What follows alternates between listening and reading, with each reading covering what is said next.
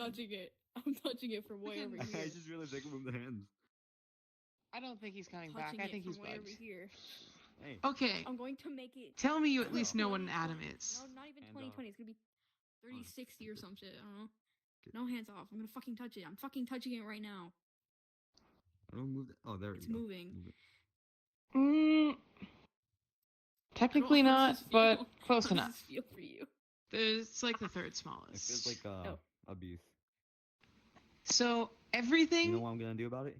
everything that So isn't so the it's gonna stuff be that 12 makes o'clock up now. atoms is made of atoms. Or about 12 o'clock. It's not really. And all atoms are made I of don't know where the top of you is. a I'm trying. proton, or not a proton, but all atoms are made of protons. You know what I'm gonna Everybody do that about it? wants to learn, we are What you starting. gotta do about it? I'm gonna float. Oh. Yeah. No, it's just If always you 9. wish to learn, come over here. Okay. Okay. Okay. Everything that is not the subatomic particles are made of atoms. Everything. Oh, So he's still over there. all atoms are made of protons, electrons, and in almost basically every case, neutrons. You don't need to worry about what the neutrons do. That is completely irrelevant to this whole conversation. But you do need to worry about protons and electrons. For an example, the most basic possible atom is hydrogen, and that is Oh, Nugget left. that is 1 proton and 1 electron. Ready? And the 1 electron has a negative charge, the 1 proton has a positive charge. They cancel each other out to make a neutral molecule. Or not molecule, atom.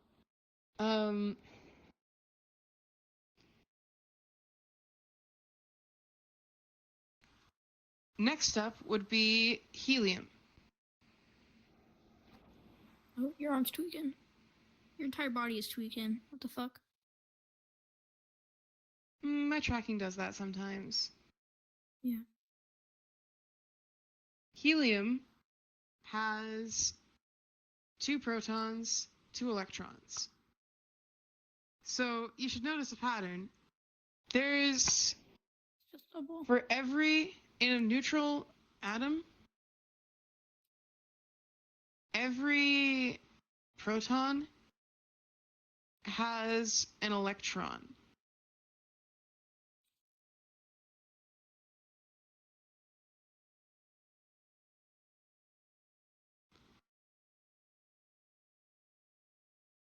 Are we following? Yes. Yes. Okay. So from here, we could keep going forever. What determines whether something is a different element is how many protons there are. You can remove electrons in some cases, and it will not change the element, but if you remove protons, it will change the element. Does that mean I can change helium to water? That's fucking crazy. Water is not actually an element, but we'll get to that. Oh. Actually, separated hydrogen from oxygen. No, It is important to consider that this can also be drawn in this sort of way, Wait, there's finger tracking now? where this is the end of the period, so the number of I drew this wrong.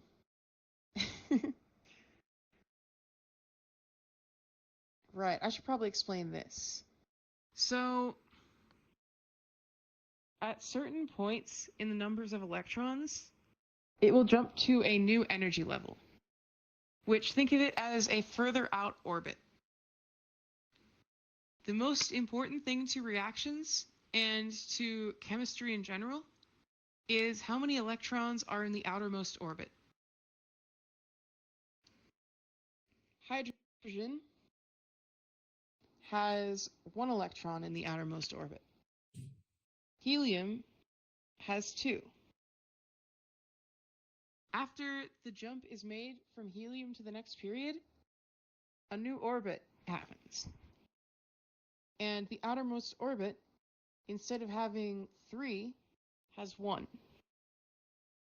Aside from the jump from the first to the second period, the jump to the next orbit of valence, valence just means outermost. The jump to the next orbit of outermost electrons always happens after the 8th electron in the outermost. That is why we're ignoring this, by the way. That gets very complicated as soon as you get to these. Because those aren't valence electrons anymore. But based on what I just told you, if we're ignoring everything that's below here,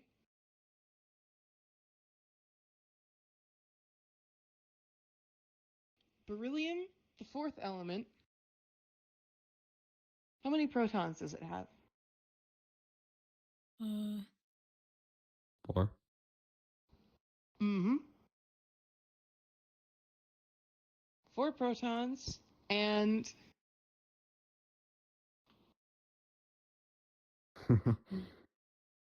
Dude, that literally just pretty told us about. straightforward.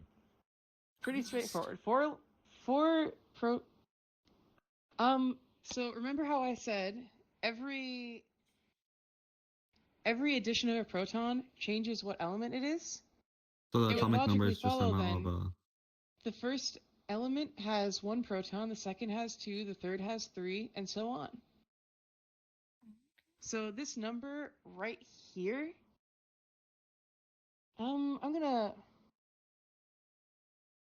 make that more readable. This is 30. It says 50. Oh, this is 50. Hold on. So it's Okay, the 50th element. How many protons does it have? 50. Mm-hmm. And also 50 electrons, but That's a lot. the way that you would count how many valence electrons something has, unless you're working with these, don't worry about them again, is you go over from this side. Everything in this column has 1 outermost electron. Everything in this column has 2. 3, 4, 5, 6, 7, 8. Are we following? Alrighty. Yes, I think so. Now, let's talk about why after this it jumps back over and down. There is something called the octet rule. The most stable an element can be is having 8 outermost electrons. It doesn't want to, you don't want more electrons added after this. Like 9 valence electrons. Well, I'm sure technically it's possible to have 9 valence electrons with some shenanigans that I don't know about. It is not something you're ever going to see. Ever. Okay. Like, I can't name an instance of that. Anything you'd see, like, any shenanigans like this have some kind of explanation that involves... we hit the end of the Einstein stability. I'll get to that later. But each one of these lines represents 2 electrons, so this would break this understanding of how electrons work, and there is no reality where I could explain this to you tonight, because this is something that I didn't understand until this semester. That uses some shenanigans with this kind of stuff. But there is no actual instance that I know of 9 valence electrons. It's always 8 or less. And because the maximum number is 8 and 8 is the stable number? Headset battery is low, hold on. Because 8 is the stable number, except for the first period. For the first period, it's 2. Because 8 is the stable number, everything wants to get to 8. So let's take lithium and fluorine.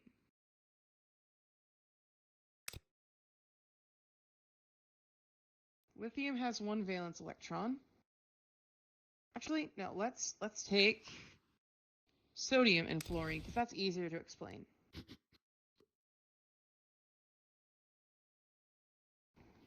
Sodium and 1, 2, 3, 4, 5, 6, 7. Fluorine. Sodium has 1 outermost electron, and underneath it also has a full orbit of 8 and a full orbit of 2. And fluorine has 7 out of 8, so it's extremely close to being at that 8 number. Yeah. So what would happen if you mixed these?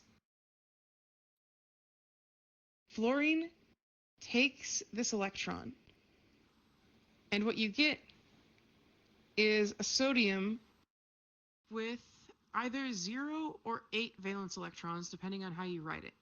But either way, this is happy to be stable at 8. Okay. And you get a fluorine also with 8 valence electrons, because it just stole 1 from here. And that is what a bond is.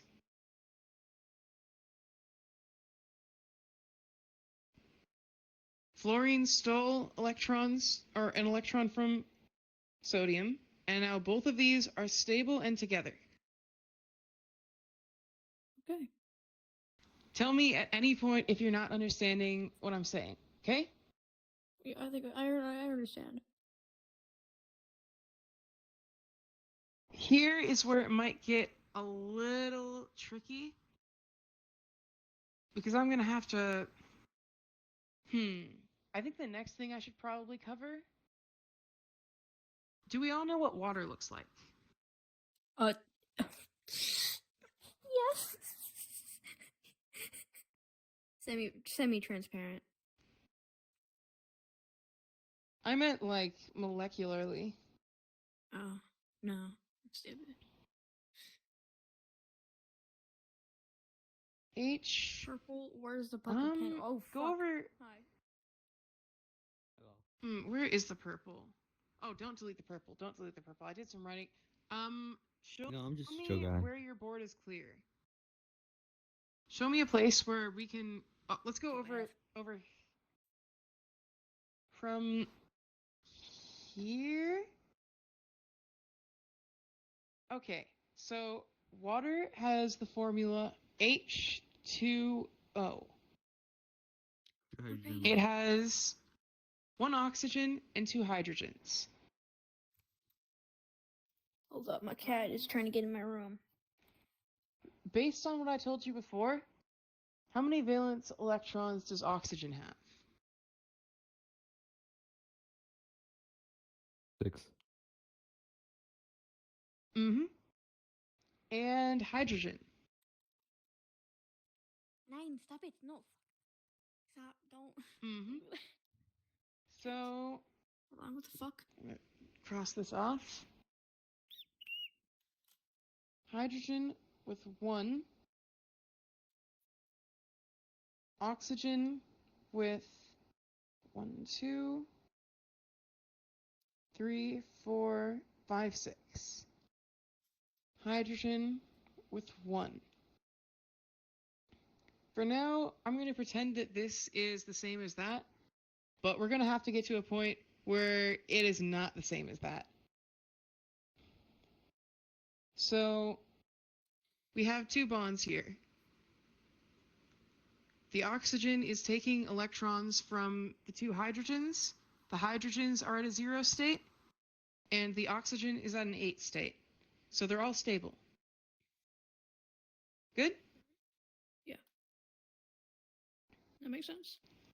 Okay, so this is the basic structure of water. Here's where things are going to be iffy.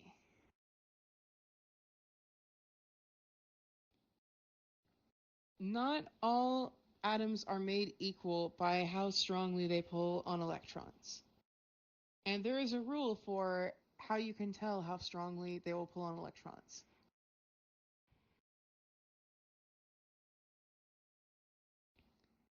The further up in this direction on the table, excluding this column, because this column doesn't want to pull on electrons, it's already stable.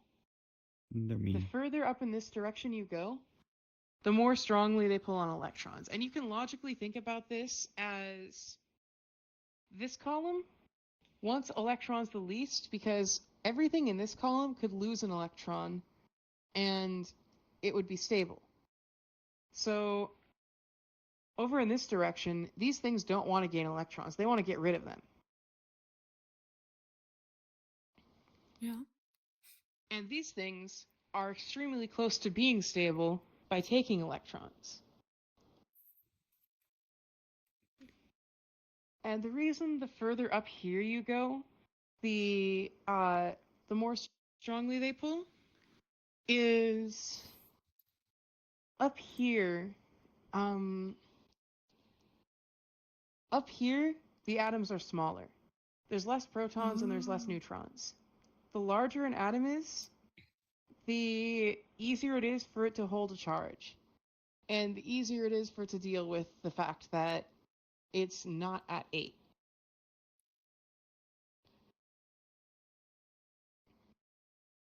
So fluorine is the smallest thing that is one away.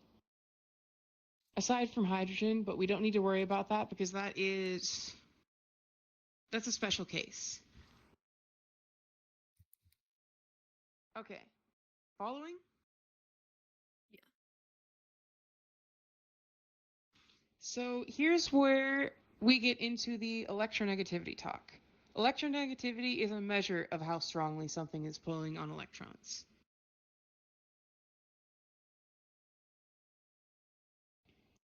Every element has a number on there's I don't remember what the scale is called, but there's an electronegativity scale. And the difference between the numbers for two atoms will determine something called bond polarity. Let's use, because I know the numbers off the top of my head, carbon has 2.5 electronegativity, and hydrogen has 2.1. That is a difference of 0.4.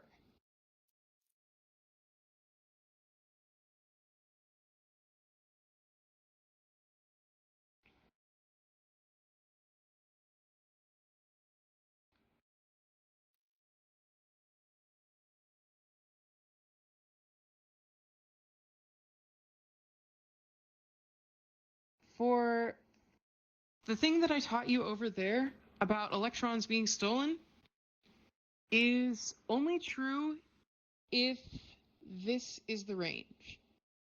Okay. If there is a greater than 1.5 difference in how electronegative something is, or how electronegative two atoms are,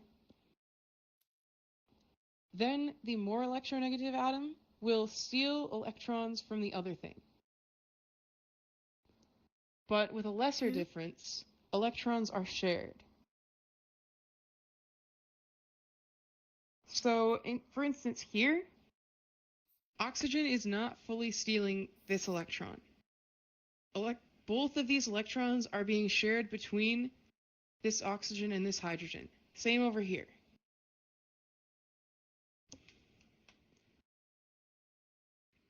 This area is called ionic bonding. And it's called that because it forms ions, charged atoms. Sodium fluoride is a sodium that is positively charged, because remember what I said before about charge balance over here? Yeah. If you took the electron off of this hydrogen, then it would have a positive charge because it isn't being counterbalanced anymore.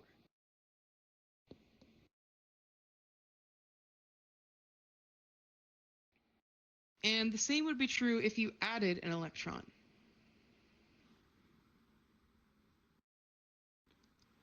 It doesn't have the extra proton to counterbalance it.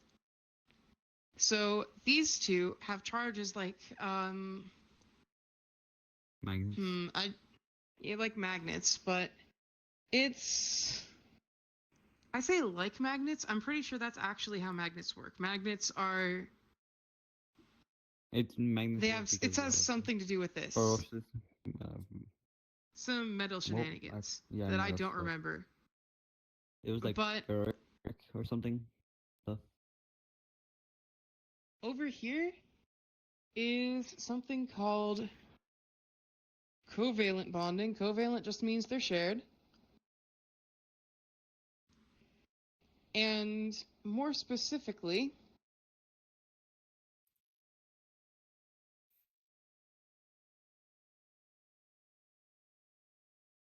between this range and this range, actually, I'll start with nonpolar. Between this range and this range, electrons are effectively shared equally.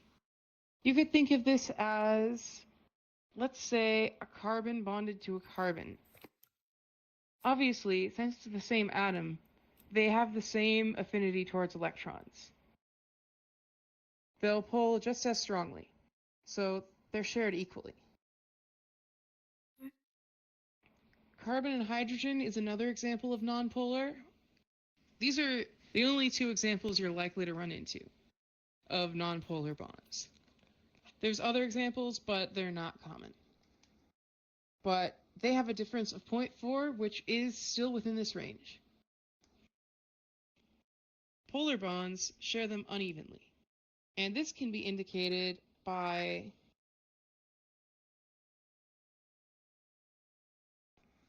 I believe oxygen has about a 3.5 electronegativity, which 3.5, 2.1, 1.4? Yeah, 1.4. That's assuming I'm remembering the 3.5 correctly. But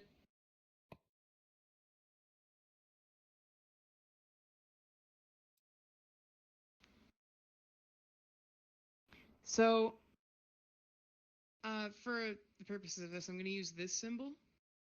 And this is the Greek letter delta. And for chemistry, it means partial. So not full, but you'll get what I'm saying in a second.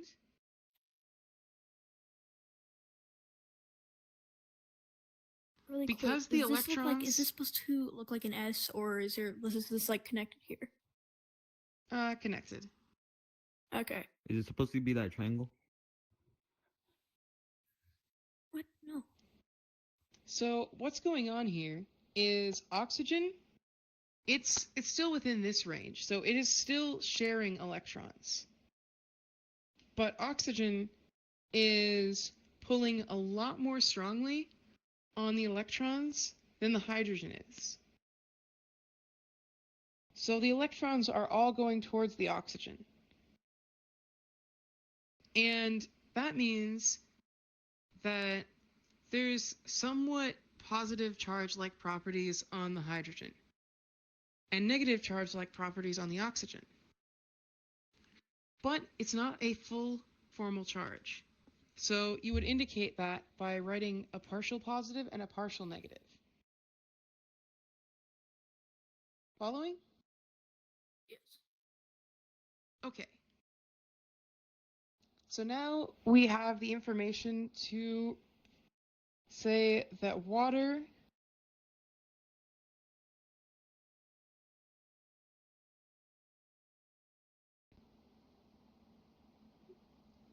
is like this.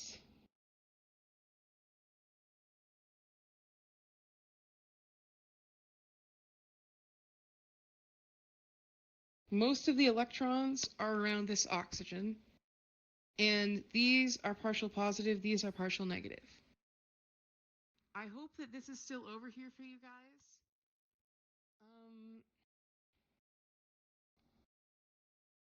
So this is where this leaves off. Just like what we said before with how those ions are like magnets, these partial charges also attract to each other like magnets. Opposites attract. But they form something that isn't quite a full bond because they can't form bonds. They're already bonded. But it still holds strongly, and these kinds of forces between molecules that are not full bonds are the things that control like the state of matter. Like, for example, water, ice would be, all of these are still intact, or at least most of them are still intact. You put in enough energy, and some of these start to break. And that's when you get water. Once all of them are broken, that's when you get a gas.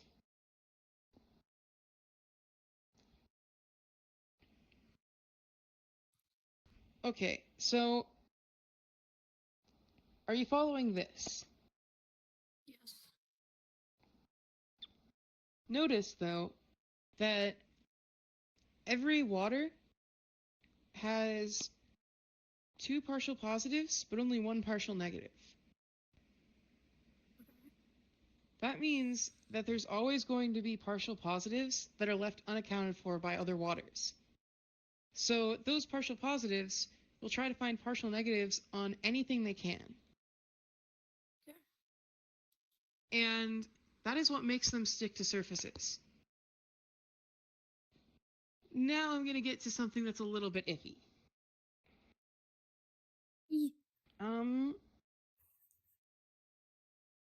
I just told you that these forces between molecules are what control the states of matter. Yeah. But what if you get something like...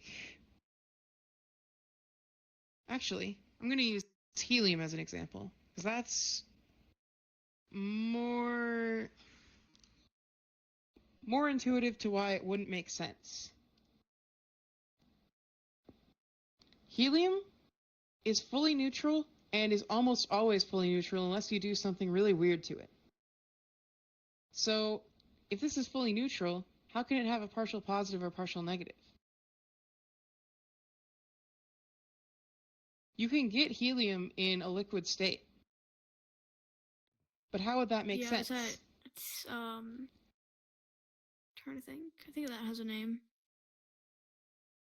Maybe it's nitrogen I'm thinking of. I don't know. Continue. We could do it with nitrogen too, but nitrogen's easier actually. Nitrogen.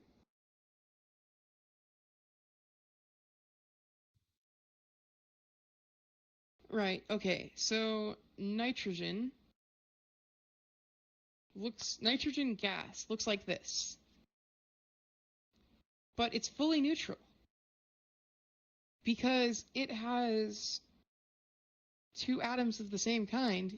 They are like, it's perfectly no change in electronegativity between the atoms. They should share equally. But electrons repel electrons. And there is, like, this is the theory, but in practice, electrons move around randomly within molecules. So, you could, for an instant, have the electrons, which should be all around here, move to over here, creating a temporary partial negative, partial positive. Electrons repel each other.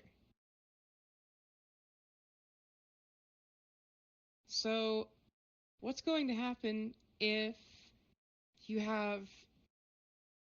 Oh, that was bad. The marker decided to bug out in the middle. But what's going to happen if you have one of these next to a mass of electrons? If all of these electrons are around the entire molecule and electrons repel each other because opposites or the same charges will repel each other.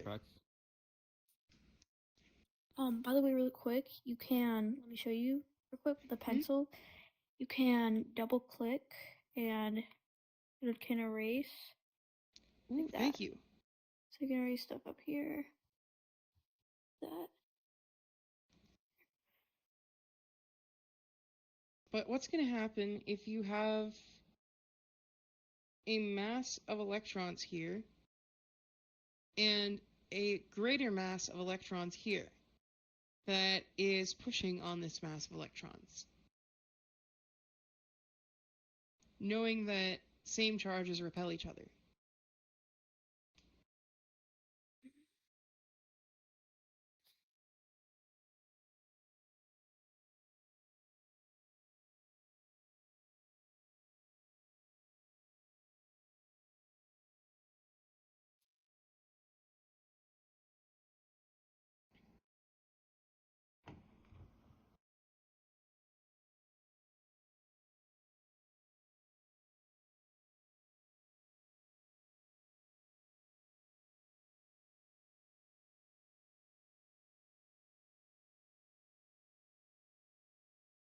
These electrons push these electrons into the same state.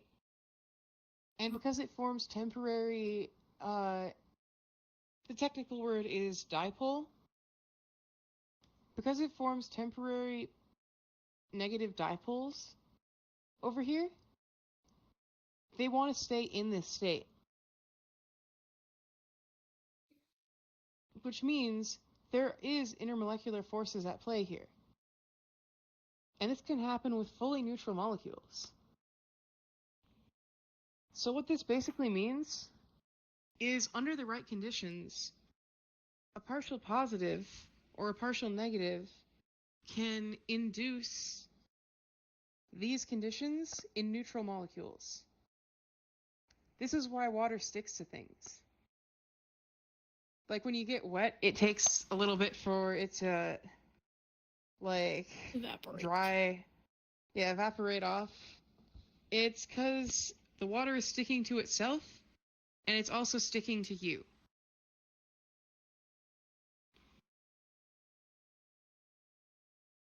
Well, that's a college lesson for today. Basically, what it means for something to be wet is the intermolecular forces of water are acting on that thing. And the intermolecular forces from one water molecule act on another water molecule. Both of those water molecules are then therefore wet. Yeah. And this is why water is wet.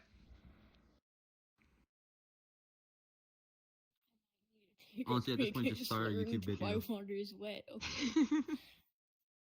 At this point, just start a YouTube channel and do all of this. It'd be fun. It'd be I think people really will watch fun. it. I could also the question the kid was asking earlier about The milk and the spoon. Yeah, the milk and the spoon, or more generally about surface tension. I haven't had a hard confirmation of this because I'm assuming it's something I'm going to learn in PChem. But I can logically extrapolate this to surface tension, and I kind of figured this out after we were taught about static and kinetic friction. If you have an object that you're trying to push, you ever notice how once you get it moving, it moves easier? That's Momentum. because not quite. Conservation of energy. So, literally, once you have an object moving, the friction acting on it is less. This is something I learned literally this semester in physics, but there is a static friction coefficient.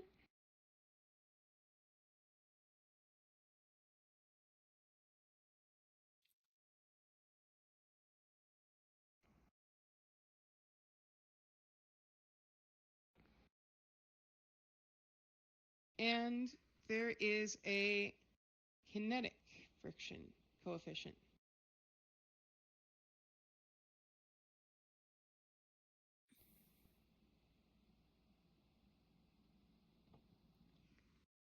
And the static friction coefficient is always larger than the kinetic friction coefficient.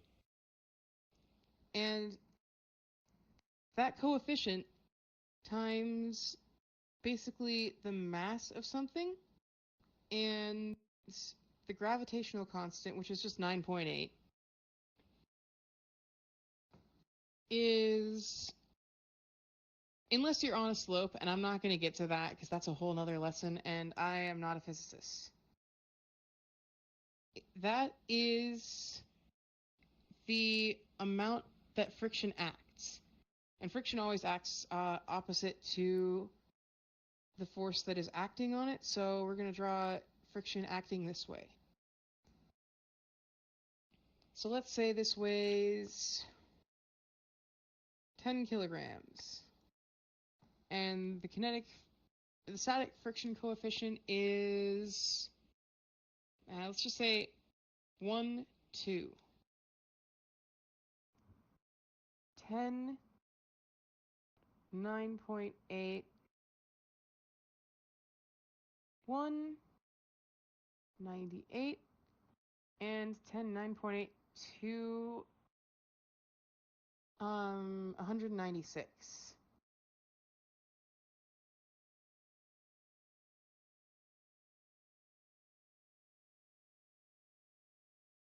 There's literally more work that needs to be put into moving something if the object is not already moving. And I'm pretty sure surface tension is just the liquid application of the same idea. I haven't gotten to it yet. But think about what's going on that might be too mean of a question. What I'm pretty sure is going on there is, like I said before, some amount of energy needs to be input to break these intermolecular forces. And that's the extra energy going on here. You need to break those forces to get it moving. And once you've broken the forces, sure, some forces are going to start up again as you're moving it. That's what friction is. But it's a lot less than it would be if it was sitting still, because if it's sitting still, that gives it some time to build up those forces between molecules to basically hold it to the ground. Or, in the case of a liquid, to hold it with the surface tension. Like, you notice, once you tap a faucet, you're putting in enough energy to break the surface tension, and once you've broken the surface tension, the water just all goes down, because you've moved it from static to kinetic. Cool, right? Yep. This is why I love chemistry. You can apply it to all sorts of cool stuff like this.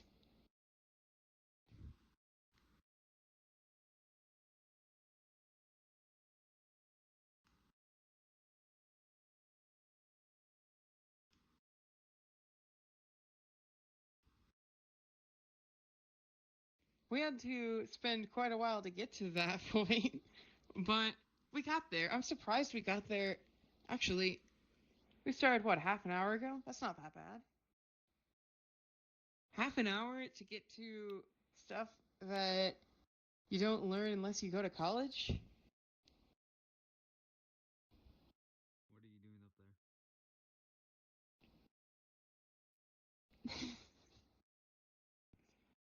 That's it. I'm going up there. What?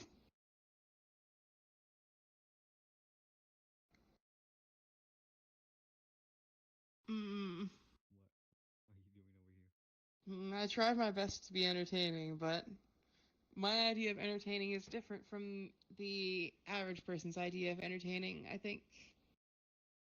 Well, at least you know why water is wet.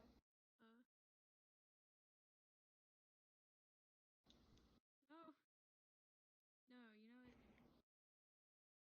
Use the power of my Anytime. pen. It makes you fucking gay. Get the fuck over here. The gay pen?